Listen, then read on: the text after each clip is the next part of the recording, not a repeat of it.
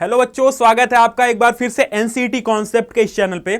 आपको पता होगा कि मेरा नाम रविनंदन है और मैं आपको इंग्लिश पढ़ाता हूं। ठीक है, देखो यार, अगर एनसीईटी की बात करें और एनसीईटी में भी स्पेसिफिक बीएससी बीएड की बात करें तो आपको पता होगा कि सबसे बेहतरीन कोई अगर कॉलेज है, टॉप रैंक का कॉलेज है, तो वो आईआईटी खड़गपुर है।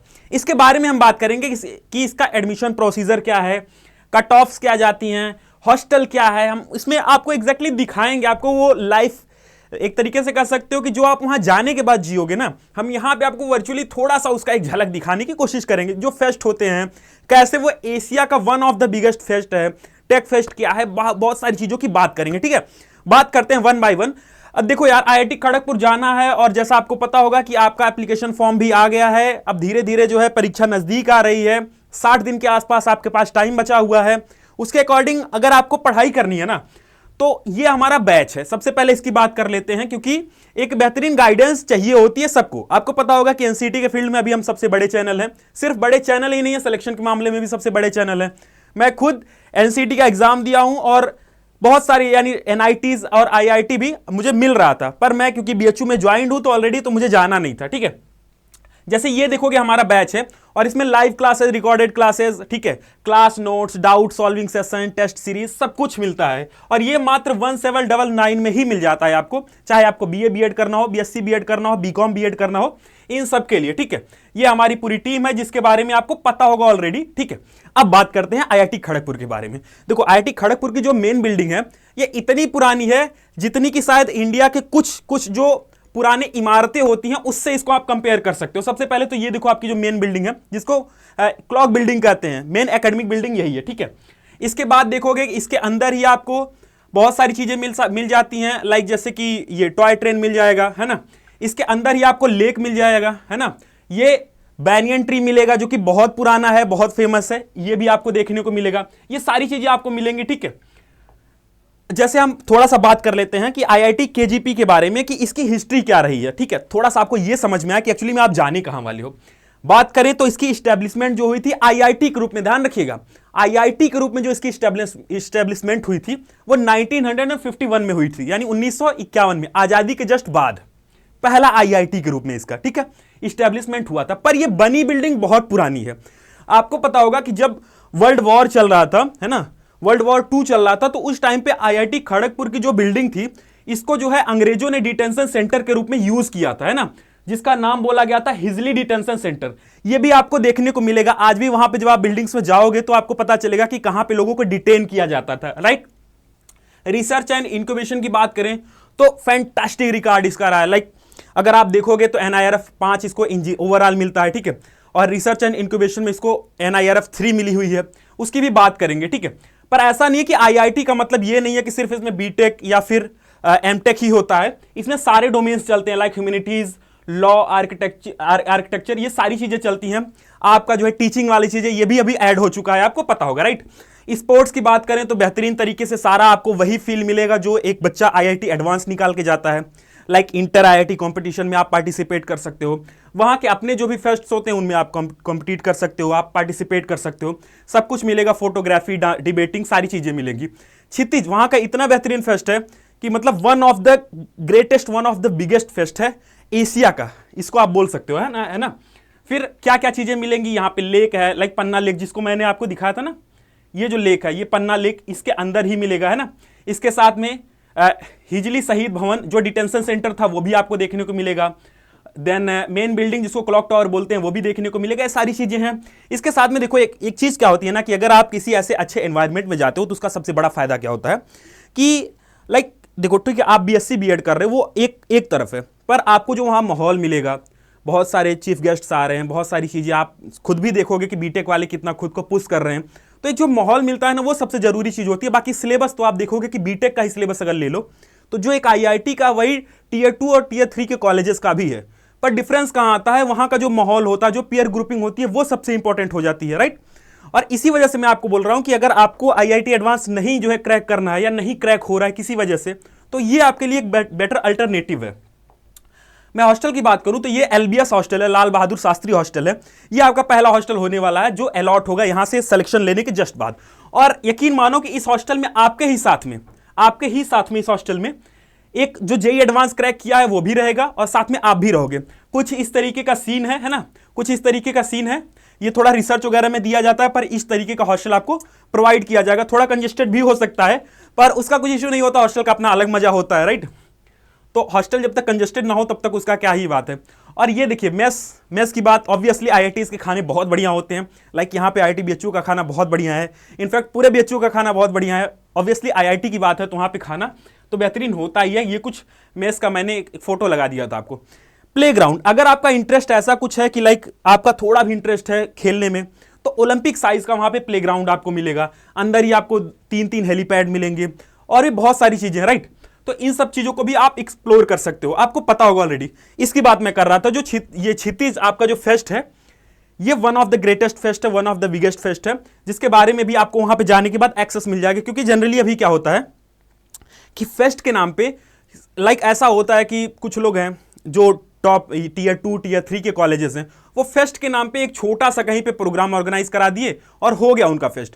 पर ये सारे जो फेस्ट है, ये ऐसे फेस्ट हैं जिनमें जो टॉप आर्टिस्ट होते हैं वो खुद परफॉर्म करना चाहते हैं। एक तो फेस्ट वो होता है जहां पे आप पुश करके इनवाइट कर रहे हो किसी को, एक फेस्ट ऐसा होता है जहां पे वो आर्टिस्ट खुद आ रहे हैं तो उनको भी प्राउड फील हो रहा है।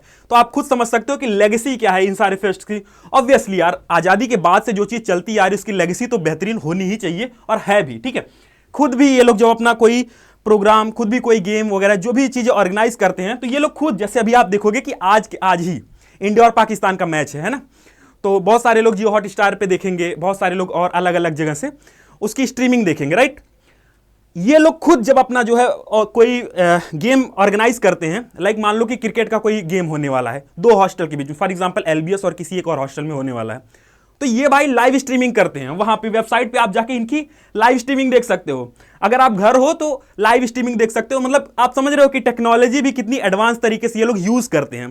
तो ये सारा एनवायरनमेंट सबसे जरूरी हो जाता है आपके लिए। स्प्रिंग फेस्ट है जिसके बारे में मैंने आपसे बात ऑलरेडी कर लिया है। अब थोड़ी सी सीरियस बातें कर लेते हैं कि क्या आईआईटी खड़गपुर, ऑब्वियसली बताने की तो नीड नहीं है, पर फिर भी मैं बता देता हूं कि 2025 की एनआईआरएफ रैंकिंग के अकॉर्डिंग अगर बात करें तो इनोवेशन के फील्ड में इसको 4th मिला हुआ है, ओवरऑल इंजीनियरिंग में 5th मिला हुआ, और ओवरऑल जो है 6th रैंक इसको अलॉट किया गया है, राइट।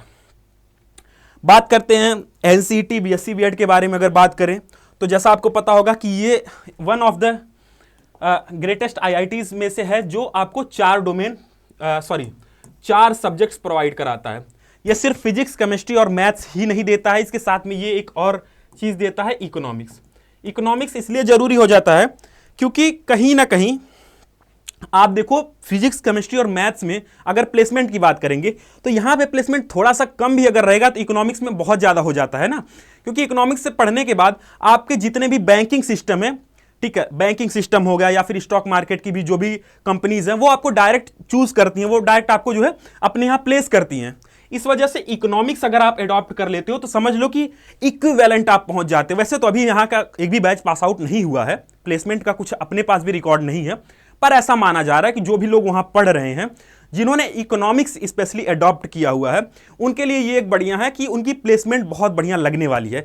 एक जो स्पेकुलेशन होता है वो बन रहा है। बाकी साथ में ये लोग फिजिक्स, केमिस्ट्री और मैथ्स भी प्रोवाइड करा रहे हैं। ऑब्वियसली आईआईटी है और इनके लिए कोई बड़ी बात नहीं है 50 बच्चों को कहीं से प्लेस कराना या फिर कुछ भी, यानी लाइक जैसे अभी ये बोलते हैं, जब वहां पे अभी कुछ जो पहला बैच गया है यहाँ पे, मतलब ये रिसेंट बैच गया है, तो उन्होंने बोला कि इनकी जब ओरिएंटेशन हो रही थी तो ओरिएंटेशन में इनको ये बोला गया कि इनकी जो है इंटर्नशिप ये लोग खुद लगवाएंगे किसी बढ़िया जो है स्कूल में, क्योंकि आपको पता है कि टीचिंग का कोर्स है।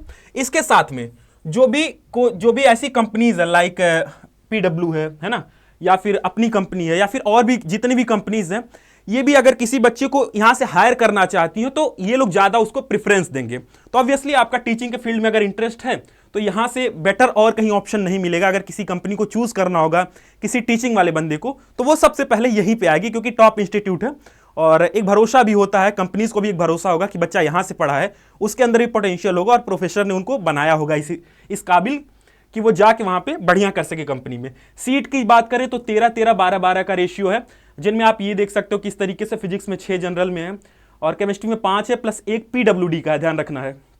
बाकी मैथ्स और इकोनॉमिक्स में 5-5 है जनरल सीट।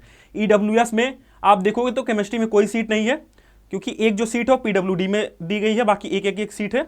बाकी इस तरीके से जो भी रेशियो है आपको यहाँ पे दिख रहा होगा। ओके, बात करते हैं कि क्या चीज होनी चाहिए, लाइक आपका 12th में कितना मार्क्स होना चाहिए। तो देखो इनके लिए सिंपल ये क्राइटेरिया रखे हैं कि 50% एग्रीगेट होना चाहिए, यानी टोटल मार्क्स जो भी आ रहा है उनमें 50% होना चाहिए। किसका मिला के भाई, किसका मिला के? They must have appeared in, okay ठीक है, हाँ ठीक है, 50% होना चाहिए। बाकी बात करें कि कौन कौन से कितने सब्जेक्ट में आप लाइक अपीयर होने चाहिए जब आप एनसीटी का एग्जाम दोगे। तो देखो एनसीटी के एग्जाम में टोटल 7 सब्जेक्ट में आपको अपीयर होना पड़ेगा। कौन कौन से 7 सब्जेक्ट? ऑब्वियसली पीसीएम, पीसीबी वाले नहीं आएंगे यहाँ पे, पीसीएम स्पेसिफिक है, ये होना चाहिए।